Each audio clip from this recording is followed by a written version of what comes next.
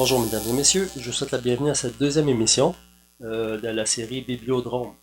Bibliodrome, c'est une série que ça fait au moins 10 ans que je voulais faire. Parce que je suis un gros lecteur et j'ai pas beaucoup de monde pour échanger sur mes lectures. En fait, j'ai personne. Alors, je fais cette émission-là avec vous. Moi, ça me fait plaisir et je trouve ça bien fun. J'ai eu des bons commentaires à propos de ma première émission. Et là, c'est la deuxième et on y va comme suit. Aujourd'hui, on va parler du livre qui s'appelle Le pouvoir québécois menacé, non à la proportionnelle de Christian Dufour, qui est politicologue, c'est un politicologue québécois. Et il a écrit ça.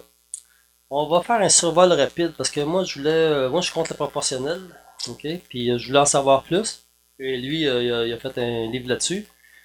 Et je trouve qu'il fait juste, il consacre juste une petite partie de son livre à ça, vers la fin. Et le reste, ben, le problème que j'ai avec ce gars-là, c'est que c'est un gars qui se considère ni fédéraliste ni souverainiste. Monsieur est entre les deux. Monsieur regarde ça de haut. De très très haut, on est petit en bas. Il déplore tout ce qu'il voit. Moi, je trouve ça tannant. Parce que c'est un fédéraliste qui se cache, comme il y en a plusieurs. Peut-être qu'il y a trop honte de le dire qu'il est fédéraliste, mais il y a plein d'exemples là-dedans pour le prouver. Exemple. Et il dit à un moment donné, le côté anglais des Québécois sera toujours là. Ils vont toujours manger des œufs et du bacon plus que du café et des croissants à la française. Bon. Les Anglais, ils mangent pas des œufs et du bacon, c'est les Américains qui font ça. Ça a été introduit dans les années 30 par Edward Bernays, les œufs et le bacon, et ça existe encore aujourd'hui. Je suis très surpris de la part d'un universitaire qui ne sache pas ça. Bon, ça c'est juste un exemple. Après ça, j'en ai d'autres. On va passer à travers les exemples et après on va à la proportionnelle. Juste pour vous dire à quel point j'ai beaucoup de misère avec du monde qui joue pas franc jeu, comme Monsieur Dufour. Un autre, il parle du bonjour hi. Justement, on parle de ça pas mal là, de ce temps-ci. Alors, il dit, les jeunes francophones jouent avec le feu quand ils se font servir en anglais. Vous voyez, il n'est pas séparatiste, mais c'est un genre de nationaliste tordu qui, s'il fallait l'écouter, on se battrait pendant encore 30 générations dans le Canada à subir leurs assauts et essayer de survivre. C'est un nationalisme de survivance minable et je suis vraiment contre ce qu'il représente. Encore, lui il est allé au début de l'ADQ, il conseillait l'ADQ, je pense, qui est devenu la CAQ. Après ça, il dit finalement, on peut voir le bonjour hi comme pas si négatif, car Montréal a déjà été anglais et au moins là c'est bilingue. C'est pas fédéraliste ça? C'est ça l'affaire. Il se dit non fédéraliste, non souverainiste, mais il casse du sucre beaucoup plus sur le dos des souverainistes que des fédéralistes. Et on va continuer là-dessus. Il dit aussi le mode de scrutin qu'on a actuel est discrédité parce qu'il est d'origine britannique. Et la proportionnelle a des vertus qu'elle n'a pas à cause de ses liens européens, comme des pays comme la France. Il est francophobe, c'est bon. On peut noter ça souvent dans ses écrits. Un livre que j'ai pas lu d'une traite et que j'ai eu un peu de misère. Franchement, puis c'est même pas 200 pages, je pense que c'est 150. Je suis allé le retourner à la bibliothèque, enfin je sais plus combien de pages là-dedans, mais il n'y en a pas beaucoup. Mais c'est pas un gros... moi j'aime lire. J'ai du plaisir à lire. Mais là, je trouve ça trop malhonnête. Une autre preuve que c'est un fédéraliste. Ça là, il faut être fédéraliste pour dire des choses comme ça. Le bilinguisme au fédéral constitue une partie de l'héritage constitutionnel qui nous a été légué par Pete Elliott Trudeau. Donc, l'action n'a pas été négative à l'égard du Québec, n'en déplaise à certains souverainistes prisonniers d'une vision manichéenne de notre histoire. Je ne dis pas c'est quoi les bons points, mais venez pas me dire qu'un souverainiste ou quelqu'un de neutre dirait quelque chose comme ça.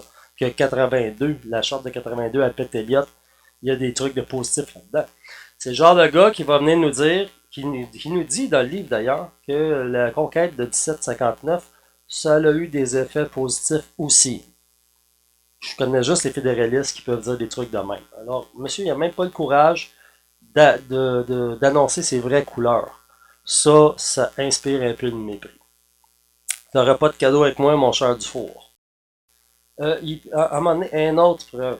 L'ironie, c'est que le fédéralisme, avec son mélange de souveraineté partagée et de souveraineté séparée, ressemble étrangement à la souveraineté association. Quel commentaire malhonnête, encore une fois. Et ensuite, il parle des jeunes, les jeunes qui sont vénérés maintenant, qui connaissent plus leur histoire du tout. Les médias adorent les jeunes. Ah, les jeunes vont nous sauver de là. Moi, quand j'étais jeune, dans les années 70, on s'en foutait de mon opinion. Vraiment, là, c'était le dernier des soucis à tout le monde parce qu'on était plus politisés que les jeunes d'aujourd'hui.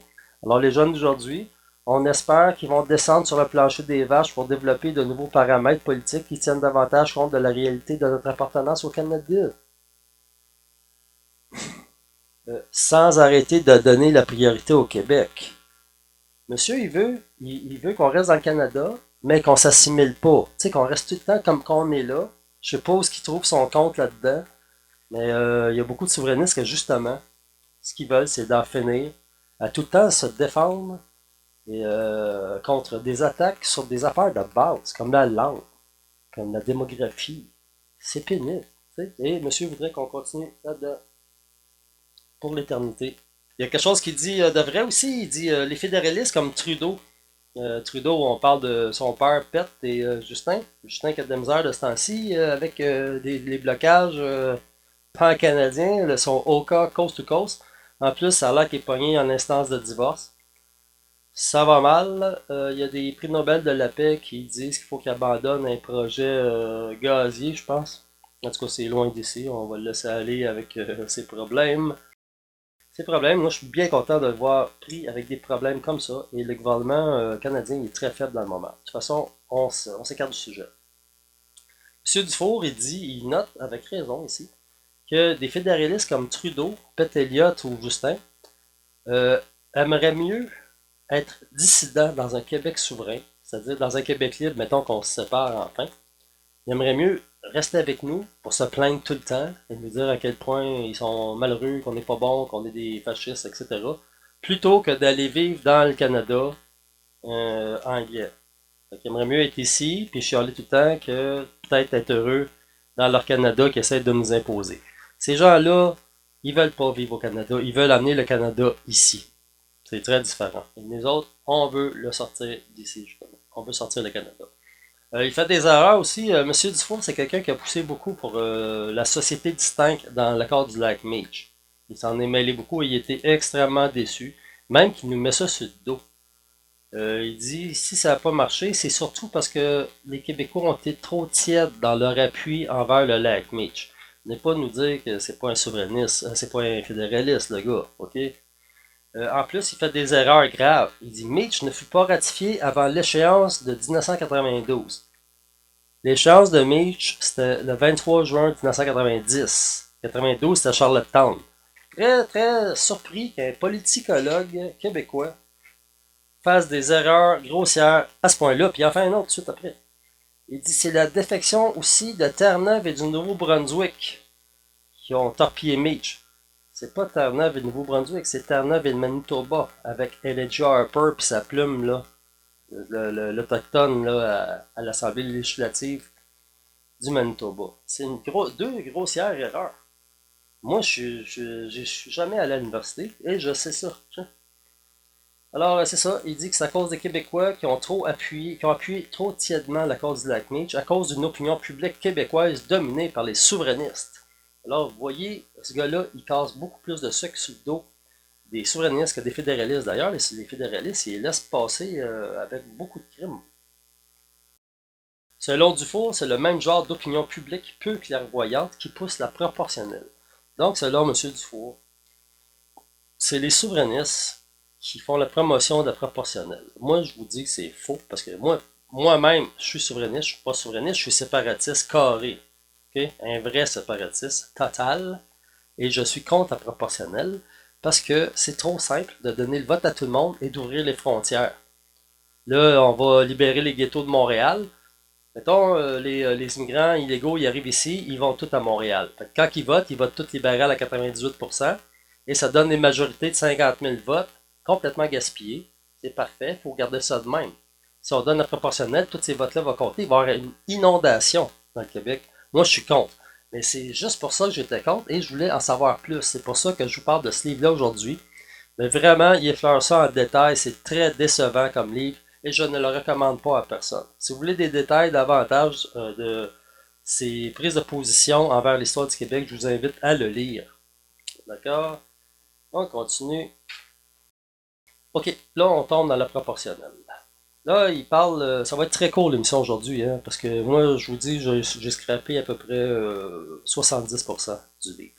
Parce que moi, ça me pue au nez des trucs de même, me faire dire que la conquête, c'était pas si pire, puis que les Anglais ont fait un gros apport à la culture québécoise. C'est vraiment insultant. Vraiment insultant, ça me pue au nez, encore une fois. Là, il aborde la proportionnelle.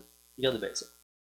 Alors là, on partage pas mal. Moi, il m'en a appris. Ok, j'en ai appris pas mal sur le proportionnel quand même. Grâce à ce livre-là, c'est sûr qu'on pourrait y aller plus profond, mais moi j'en ai assez pour. J'étais déjà contre, et j'espère que vous allez être contre aussi après avoir écouté ce que M. Dufour a à vous dire. Alors il dit l'idée de la proportionnelle, ça commence en 1970 avec René Lévesque. Le Parti québécois il se présente aux élections contre Bourassa. Et ils obtiennent 23% du vote. 23% du vote, ok? Ça leur donne 7 députés. Ok. Après ça, il y a des élections précipitées en 1973.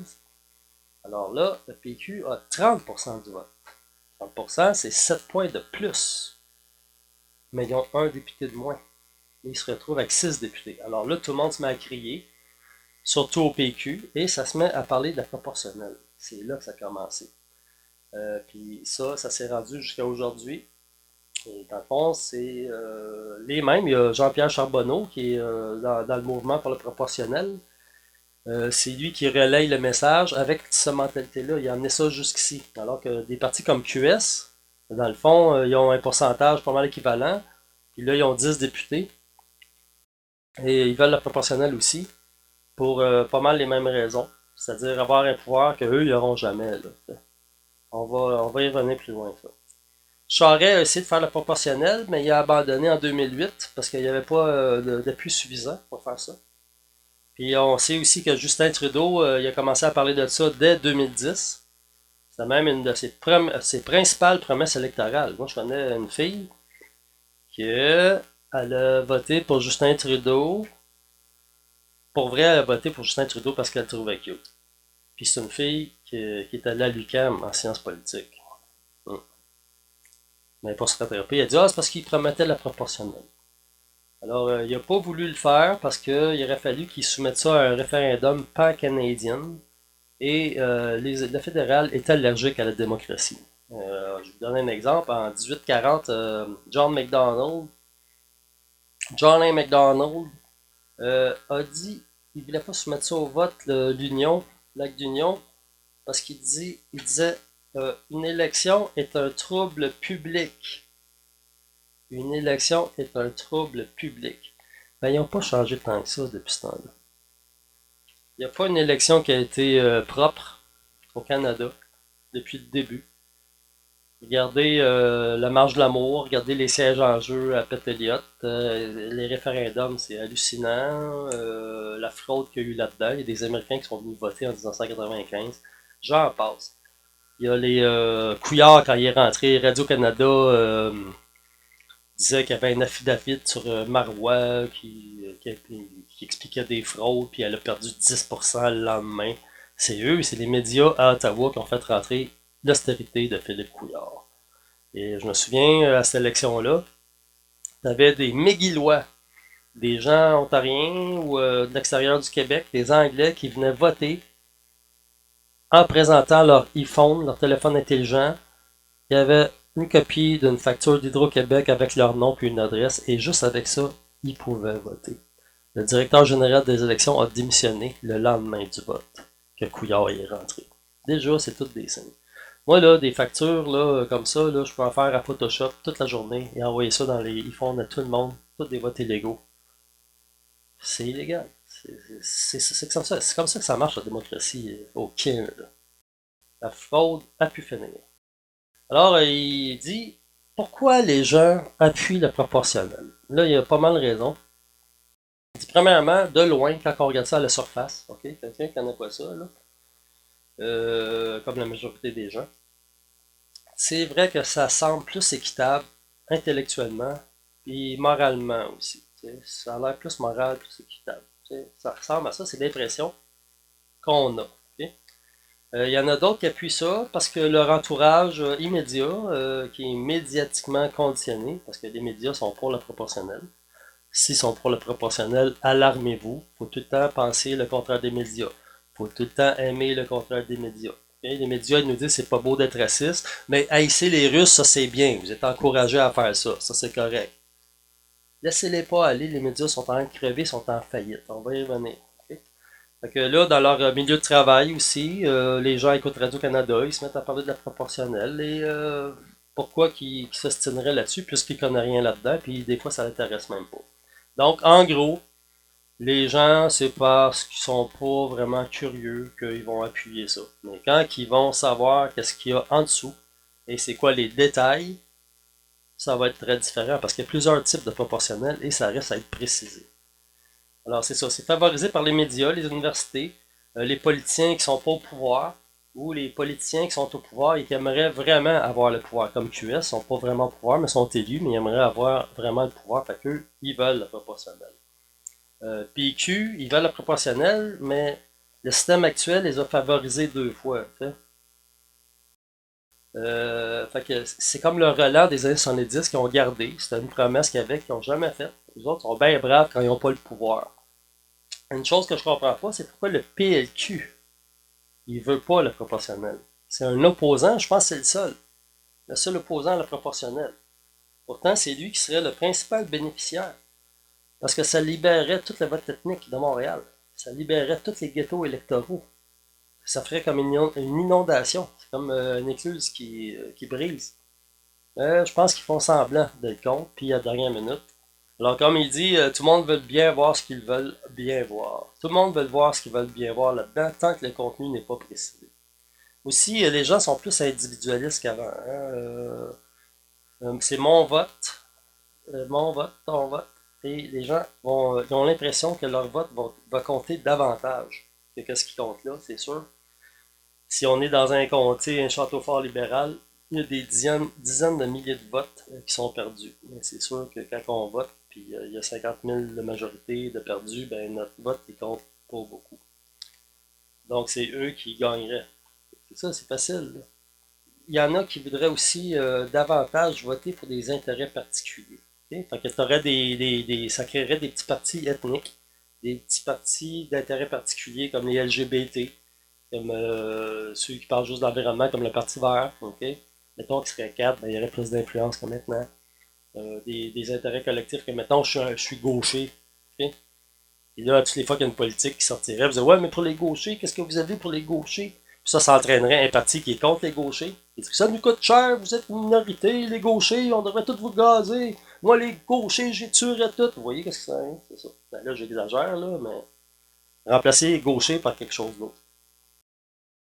Il y en a aussi là, qui associent le mode de scrutin au colonialisme britannique. Ça, c'est mon Dufour qui sort ça. Parce que lui, il dit notre système, ça ressemble au système des Anglais, alors que le proportionnel, ça ressemble plus au système des Français. Et il est francophobe. Hein?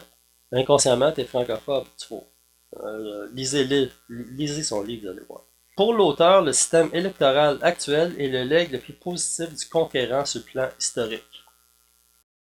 Donc, pour lui, le conquérant, il a fait beaucoup de choses positives pour le Québec. Et ça, c'est ce qu'il y a de plus positif. Dans le fond, lui, il parle du système électoral. Il a bien raison, mais il parle pas de qu'est-ce qu'il y a encadre ce système-là. De toute façon, c'est pas le sujet de son livre. Mais quand on regarde ça, on voit que c'est un bon système, mais c'est qu'est-ce qu'il y a autour qui le paralyse. Dans le temps, c'était le conseil législatif. Tu avais une chambre au Québec qui était un peu l'équivalent du Sénat canadien, mais québécois. Et les élus, quand ils faisaient passer une loi, il fallait que ça soit approuvé par ce conseil-là.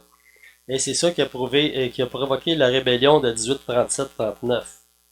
Les patriotes votaient des lois et ces lois étaient démantelées par le conseil législatif. Puis lui, le conseil, il faisait la dissolution de la Chambre et provoquait des élections. Alors, le peuple a voté 4-5 fois de fil pour les patriotes. Et à la fin, ça a fait une guerre, une rébellion, une guerre civile. Ouais. qui s'est très mal terminé. Et ça a été dissous, ce conseil législatif, ça a été dissous par Jean-Jacques Bertrand à la fin des années 60. Puis après ça, il y a eu Pete Elliott Trudeau en 1982 qui est allé faire adopter sa charte, qui a créé la Cour suprême du Canada. Et ça, c'est comme un gros conseil législatif pan-canadien. C'est-à-dire que on voit Legault qui fait adopter la loi 21, et c'est qui va dire que c'est pas bon? Ben, c'est la Cour suprême du Canada. Mais dans ce cas-là, là, Legault, c'est sa stratégie, c'est de faire péter ça à la Cour suprême pour que les Québécois soient fâchés. Et là, le oui va monter. J'espère que c'est ça, parce que c'est ça que le PQ aurait dû faire tout le long. Et la gang de branleux, ils sont tellement pognés dans leur bobette pleine qu'ils n'osent plus rien faire. Alors, on souhaite que c'est ça que François Legault va faire. Alors, c'est ça. Ils sont même pas démocrates, ce monde-là. Ils sont tout le temps en train de fourrer les élections. Avec leurs médias terroristes, qui font du terrorisme économique, du terrorisme comme de ce temps-ci. Qu'est-ce qu'ils font les médias? Ils font peur au monde. La semaine passée, ils disaient qu'il y avait une pandémie du coronavirus. Là, cachez-vous, faites des provisions, allez vous cacher dans le fond de votre garde-robe puis tremblez. Cette semaine, ben là, à cause que c'est bloqué par tous les chemins de fer, les Indiens, les Mohawks qui bloquent les chemins. C'est pas juste les Mohawks, c'est des Autochtones qui bloquent tous les chemins de fer. Il n'y a plus de commerce par train. Là, les médias disent oh, en fin de semaine, là, il va y avoir des tablettes vides. Là, là tout le monde, le diable est aux vaches, ça panique. Les médias, c'est du monde qui joue un rôle très négatif dans notre société. Ils doivent être mis à leur place, sa presse. Moi, j'ai hâte qu'ils fassent faillite. Parce que là, c'est nous autres qui on est forcés de payer pour qu'ils survivent. Ça coûte un pont. Et ça fait du dommage social. Tous les problèmes sociaux qu'on a, c'est à cause des autres qu'on a, les médias. Arc. On continue. Dufour dit que c'est les souverainistes qui veulent ça, la proportionnelle, pour se distinguer symboliquement.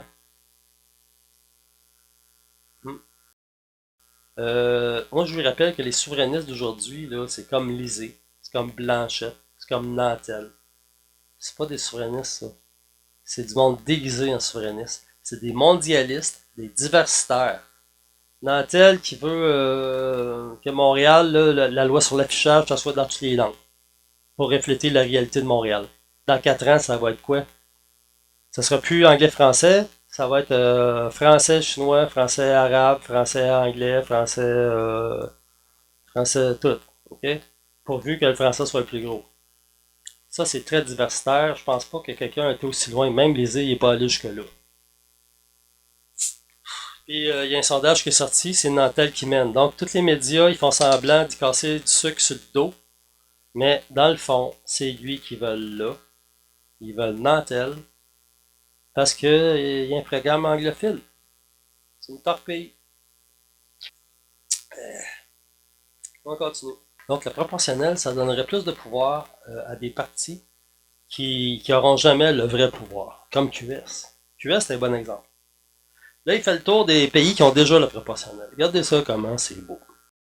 En France, ben, ils ont des listes là-bas aussi.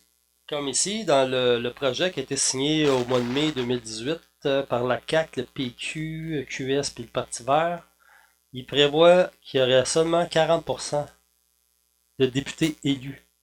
Ça veut dire que tout le reste, ce serait sur des listes. Ça veut dire que c'est le parti qui rentre en majorité, qui aurait sa liste de gens de confiance qui pourraient nommer ministres, même ministres, députés ou ministres. Il y aurait des députés qui seraient défaits dans leur comté puis qui pourraient quand même siéger.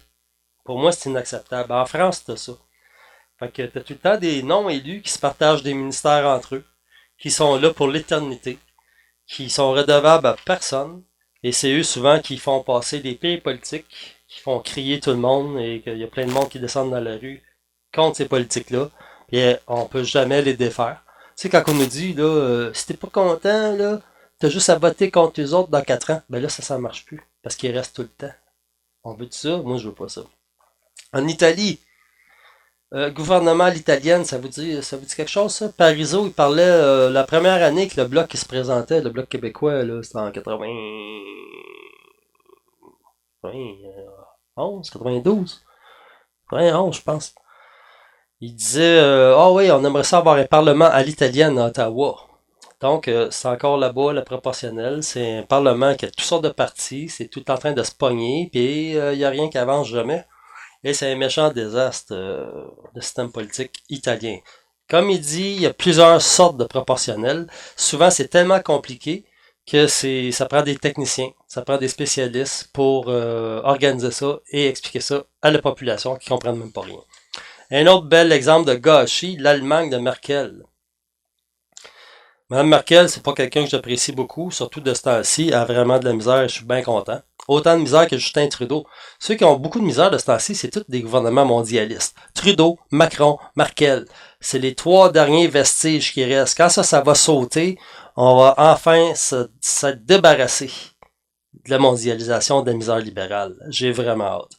Alors, Merkel, à un moment donné, ça a pris 6 mois de négociation avec les autres partis pour former un gouvernement de coalition. C'est tout le temps des gouvernements de coalition là-bas. Il y a trop d'intérêts divergents. Et là-bas, c'est une proportionnelle mixte. Il y a Israël aussi qui a un système de proportionnel. Là-bas, c'est proportionnel intégral. Ils ont ça depuis 1948. Et selon des observateurs, c'est ça qui serait responsable, le proportionnel, des causes tragiques qu'on peut observer à travers l'histoire au Moyen-Orient. Car le gouvernement est toujours obligé de compter sur des partis extrémistes. Il faut qu'ils comptent avec eux autres pour pouvoir gouverner. Donc, ils doivent se composer avec des partis fanatiques dont le programme frise vraiment la maladie mentale. Ils sont pognés à subir des éléments de programme de petits partis marginaux que la majorité des électeurs n'auraient pas voté pour ça. Puis ils sont obligés d'intégrer ça s'ils veulent gouverner. Mais d'un autre côté, à cause de proportionnel, parce que là, c'est vrai que, comme la CAQ, mettons, la CAQ est rentrée, mais si on additionne toutes les autres partis, ben, il y a plus de votes. C'est les autres partis qui sont majoritaires si on les met tout ensemble. Fait que c'est ça qu'ils se disent. Donc, ils peuvent pas gouverner sans intégrer des petits partis qui se radicalisent, OK? Puis s'ils prennent pas des éléments de leur programme, ben là, ils peuvent pas gouverner parce que ça boude, puis ça veut pas rentrer. Tu sais, ils sont prêts, ils sont très patients. Pendant ce temps-là, tout le monde attend. Dans le système actuel, quand il y a des élections, tout le monde sait le soir du vote, ça va être qui va gouverner le lendemain et à quoi s'attendre. Comme quand Couillard y est rentré, le lendemain matin, je commençais une dépression. Parce que je savais que les 4 années qui allaient suivre, ça allait être le désastre. Et c'est ça qui est arrivé. Et les Québécois l'ont pas pris. Et vraiment, ça va prendre du temps. Je dirais peut-être une génération ou deux avant qu'ils reviennent. À moins qu'ils ouvrent les portes encore plus. Alors que dans la proportionnelle, c'est les partis qui vont décider tout ça ensemble, derrière des portes closes, et ils vont même décider entre eux, ça va être quoi les objectifs, les politiques et les priorités du nouveau gouvernement. Et quand ils ont fini de décider tout ça, ils ouvrent les portes et ils disent ça, ils annoncent ça au peuple. Okay? Puis il y a des techniciens qui expliquent pourquoi on en est arrivé là, qui est ministre, etc. Donc c'est compliqué. Ici, au moins, c'est facile à comprendre. Ton comté, il rentre en majorité, le député est élu. Celui qui a le plus de députés, ben c'est lui le gouvernement. C'est facile, dans le fond. C'est pas pire. C'est une vieille démocratie, le Québec, là, quand même. Ça fait longtemps qu'on est habitué à ça, et il y a des gens qui voudraient tout chambarder ça à l'envers, car ça irait plus vite pour se débarrasser du peuple québécois, car l'objectif, c'est tout le temps le même. Nous rayer de la carte de l'Amérique du Nord. Donc, une partie des députés élus, juste 40%, là, et une autre choisie par les partis. Donc, on peut avoir des ministres non élus. Voyez-vous ça, vous, un Barrette qui décolle jamais. Il y a pire qu'un Barrette, mais un Couillard. Couillard pas élu. Tout le temps là. Ça veut dire les autres partis aussi, ils pourraient prendre n'importe qui pour les mettre ministres non élus.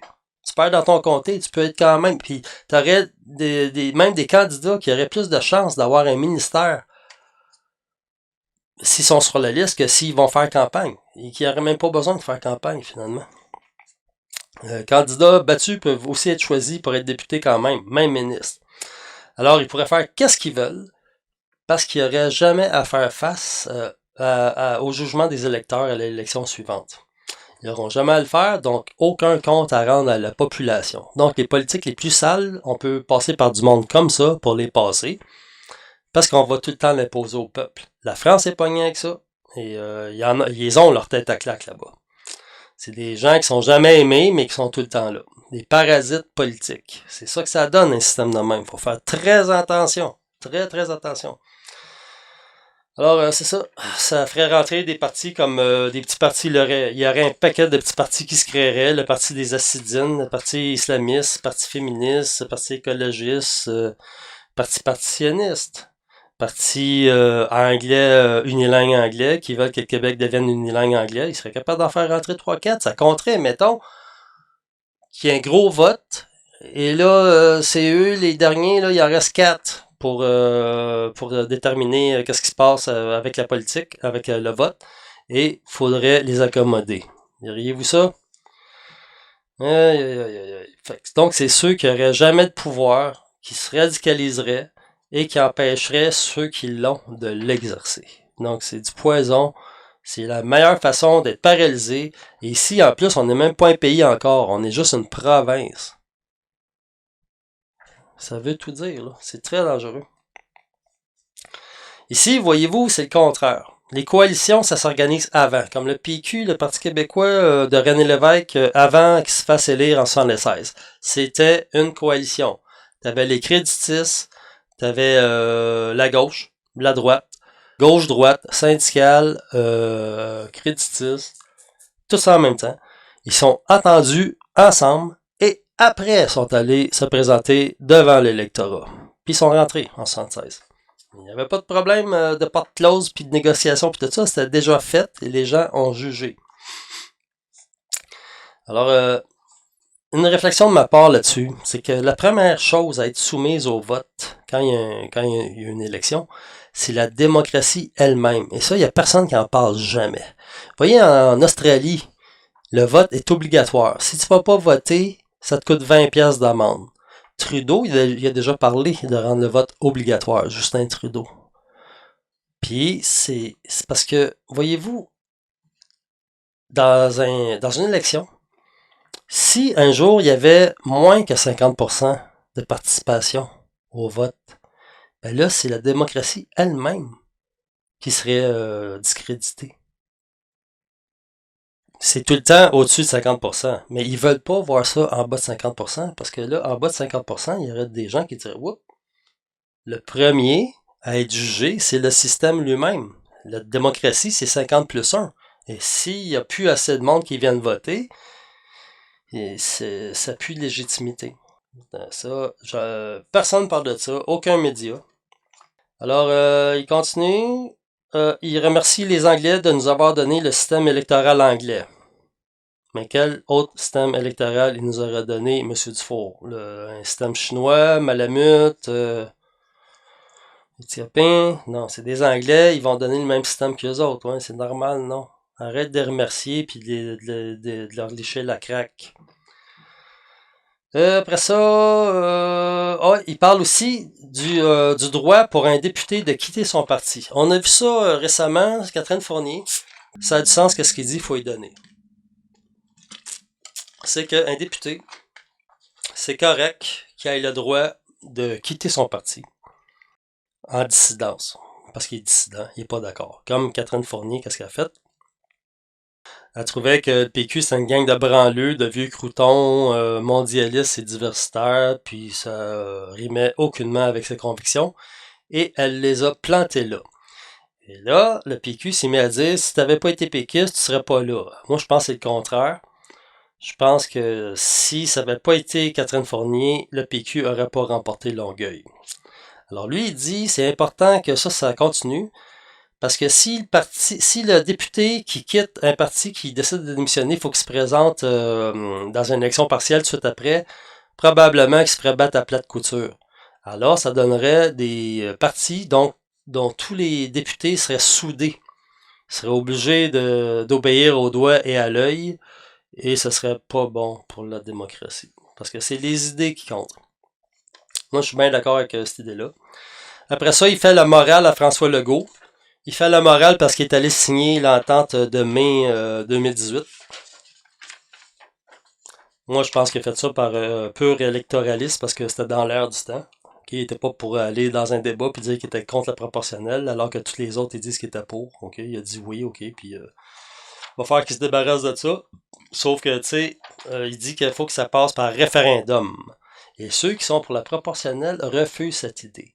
Il dit non, non, on ne fera pas un référendum, il faut voter ça à main levée, puis ça va être correct. Pourquoi vous ne voulez pas? Vous n'avez pas confiance à votre produit? Laissez-moi vous dire que pendant un référendum, je vais personnellement militer contre ça. Très fort, très fort. Puis moi, il n'y a jamais personne qui me paye pour militer. Hein. Jamais. J'ai jamais fait 5 cents avec ça. Et j'ai milité toute ma vie. Là, il blâme aussi François Legault. Deuxième blâme dans le livre tout de suite après. Parce qu'il a dit le pétrole sale, en parlant du sable bitumineux de l'Alberta, le Dirty Albertan Petroleum from Canada. Alors qu'on reçoit de la péréquation, puis on reçoit une somme d'argent record d'Ottawa, provenant en grande partie de ce dudit pétrole sale de l'Alberta.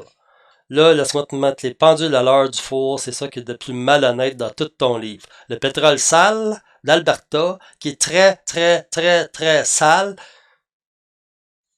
Si le Québec était séparé, le Québec, ce serait le pays le plus propre du monde. Et le Canada, probablement le pays le plus sale. À cause, justement, de leur pétrole sale. Leur pétrole sale qui met de la merde partout d'un bout à l'autre. Tout est paralysé en ce moment-là au Canada à cause du pétrole sale. Une autre affaire. Le pétrole sale, okay, que Legault il a bien fait d'appeler pétrole sale, car il est très sale. Ce pétrole-là, pour être rentable, faudrait qu'il soit vendu à 65$ le baril. Il y en a même qui avancent le chiffre de 85$ le baril pour être rentable. Qu'est-ce qui se passe dans la réalité? Les Albertains, vu qu'ils peuvent pas passer nulle part, ils vendent aux Américains des fois 10$ le baril.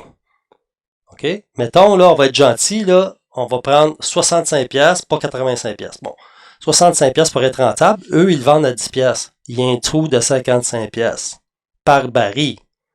Qui paye ce trou-là? Qui compense? Qui est vraiment sur le BS au Canada? Personne parle de ça. Comptez pas sur les médiatiques subventionnés, corrompus à l'os pour vous en parler. Non. Qui paye ce trou-là? C'est un déficit, ça. Si c'est rentable, il faut que ça soit vendu à 65$. J'ai jamais vu ça, le pétrole à 65$, le pétrole sale d'Alberta à 65$. C'est tout le temps en bas de ça. Qui paye la différence? Si c'est pas nous autres. Donc, votre truc de précaution, là, vous pouvez le ravaler avec votre pétrole sale. Quel malhonnête, ça, du four. Alors, il dit aussi que si les libéraux étaient indélogeables depuis 15 ans, c'est à cause que l'élite voulait la souveraineté que les Québécois ne voulaient pas. Pour lui, l'élite, c'est des souverainistes. Mais c'est un malade mental du four. L'élite au Québec est fédéraliste. C'est pour ça qu'on est pogné avec ça. Peut-être l'élite intellectuelle. Ah, et Radio-Canada, c'est souverainiste. Ah ouais, Le Devoir, c'est souverainiste. Non, non, non, c'est tout financé par Ottawa. Fait que c'est la vraie bullshit bitumineuse, ton livre, ok, que je recommande à personne. Je suis content d'en parler. Alors, il dit quelque chose de vrai aussi, que le PQ a plus de chances de disparaître que les libéraux à cause du vote ethnique et anglais qui votent en bloc pour eux dans leur ghetto respectif. Il dit pas ça de même, c'est moi qui le dis, mais c'est ça qu'il veut dire, dans le fond. Parce que, à toutes les années, comme Nantel, lui, voudrait augmenter le taux d'immigration, justement, à 55 000 ou 65 000, quelque chose comme ça. L'autre, il veut diminuer, Bastien, il veut diminuer ça à 25 000 et sélectionner. OK, on prend pas n'importe qui. Plus que t'en rajoutes, plus que, à 55 000 par année, ça donne 2 comtés de plus à chaque élection aux libéraux. Donc, ils vont finir par l'avoir le pouvoir si on n'arrête pas ça. Alors que le PQ, il essaie de copier Québec solidaire. OK? Qu'est-ce que ça donne? C'est que, à Montréal, ils ont déjà Québec solidaire, fait qu'ils peuvent pas vraiment faire plus qu'eux autres, hein, c'est impossible. Et en région, le PQ, il passe pour trop Québec solidaire. Alors, ils sont pognés dans le milieu, dans des comtés vraiment là un peu reculés. Des beaux comtés pour aller prendre ses vacances, là, quand même. Gaspésie, c'est beau. Mais je vous jure que ça achève, surtout avec la performance qu'il offre de ce temps-ci. Fait que, comme il dit, il a bien raison de dire que tu sais, quand les médias ils disent que les libéraux, c'est leur pire volée qu'ils ont jamais eu de leur vie, c'est encore des fake news médiatiques. La vraie volée, la pire volée qu'ils ont mangé, le Parti libéral du Québec, c'est après la Deuxième Guerre mondiale. Avec Godbout, là, qu'est-ce qu'il a fait? Il était 6 libéraux devant Duplessis. Pas 30. 6. Ces gens-là vous mentent et ils savent qu'est-ce qu'ils font. C'est tout le temps des menteries, ils sont toutes coordonnées en plus pour dire la même affaire. Et voilà ma petite claque pour les médias. Une petite baffe d'amour. Imaginez, avec la proportionnelle, il y aurait tous les comtés de Montréal, plus un pourcentage national. Ça veut dire qu'il y aurait des députés de liste en plus. On serait pogné encore avec les libéraux. Puis là, il y aurait juste à se greffer des petits partis, un petit parti partitionniste, un petit parti LGBT, un petit parti comme QS, puis appliquer, qui seraient tous radicalisés, vu qu'ils prendront jamais le pouvoir, ok, puis qui imposeraient qu'est-ce qu'ils ont de plus pas d'allure dans leur programme, pour gouverner, puis ils s'en foutraient, ils les incorporeraient, parce que tout ce qu'ils veulent, c'est le pouvoir. Donc, le PLQ, ceux qui votent PLQ, ils sont moins enclins à se diviser, parce qu'on était déjà divisés avant de s'entendre sur la CAQ. Avant le vote, c'était divisé pas mal légal entre le PQ, QS puis la CAQ. Imaginez avec la proportionnelle. Ah, il parle... Ah, ça, là, je trouve ça, là, vraiment, là... Comme les Anglais disent, je trouve ça too much. C'est trop. Monsieur Dufour se plaint de l'esprit québécois de refus de la confrontation. Ça prend-tu du toupet? Il revient souvent avec ça. Il parle de la validation des compromis. Mais il est contre la séparation. S'il y a vraiment un élément de confrontation, c'était tout ce qu'on fait depuis les années 90. Toutes les années 90, jusqu'à temps que Charest il rentre, c'était juste la confrontation tout le temps. Et monsieur était contre ça. Monsieur, il voulait qu'on passe à la société distincte puis qu'on s'écrase. Qu'on trouve que c'est assez pour nous autres. Et il blâmait ceux qui trouvaient que c'était rapetisser le Québec que de se contenter de la société distincte. Et à la fin de son livre, il y a le front de blâmer l'esprit québécois de refus de la confrontation. Des personnages de même, ça me pue au nez. C'est mes adversaires politiques que je trouve les plus hypocrites. Pour moi, un gars de même, c'est pire qu'un libéral qui se déclare. C'est pire qu'un fédéraliste de la pire espèce. C'est quelqu'un, un lâche qui n'a même pas le courage de présenter sa face comme qu'elle est. C'est un déguisement, c'est révoltant. Alors, il termine en disant que les pays qui ont la proportionnelle, ils n'ont pas l'air beaucoup plus satisfaits de leur système que nous, qui chialons. Mais ça chiale pas gros de ce temps-ci, par exemple. Fait que c'est pas mal tout ça. Je vous ai présenté le livre de Christian Dufour, politicologue québécois. La semaine prochaine, peut-être pas à la prochaine émission.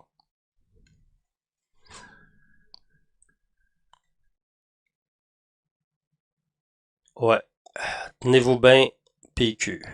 Tenez-vous bien bloc. On va analyser ça en détail. Ça va saigner. À bientôt!